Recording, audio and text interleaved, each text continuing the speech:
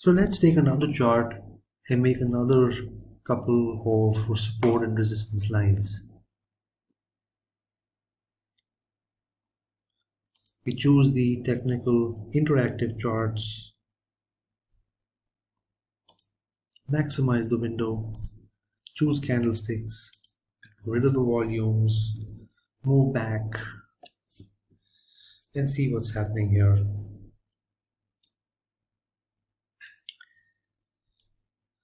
So we notice that at this level buyers stepped in, making the price go upwards, buyers stepping in again. So it's fair to say that we can draw a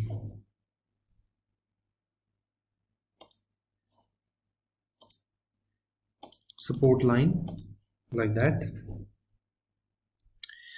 We also notice that sellers moved in at this level again right there and again right there, which is roughly the same. So we can draw a resistance level.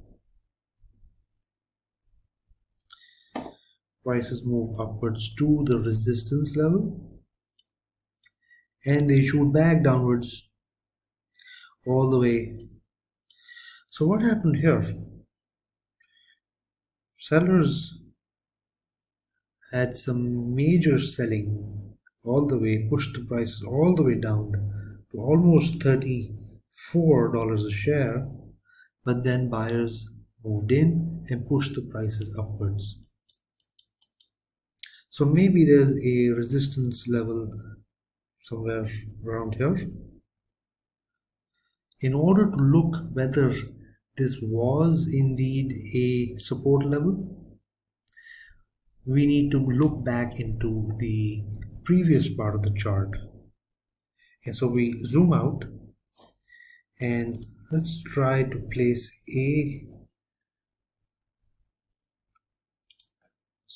support line right about here.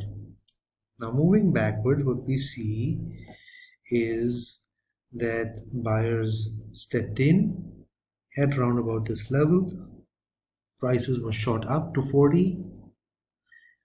Resistance was reached. Sellers stepped in, pushed the prices back downwards. Prices stalled.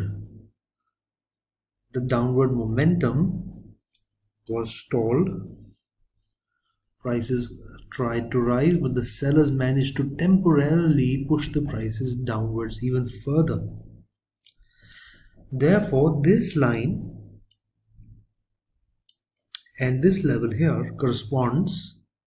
So it's fair to say that a level around about at 34.97 is also a support level.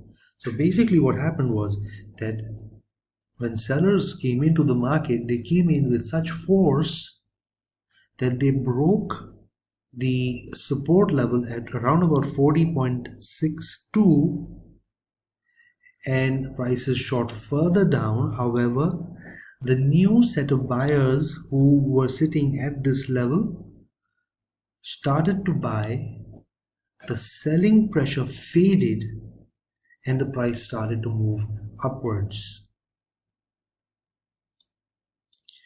It moved upwards so much that it went past our resistance level.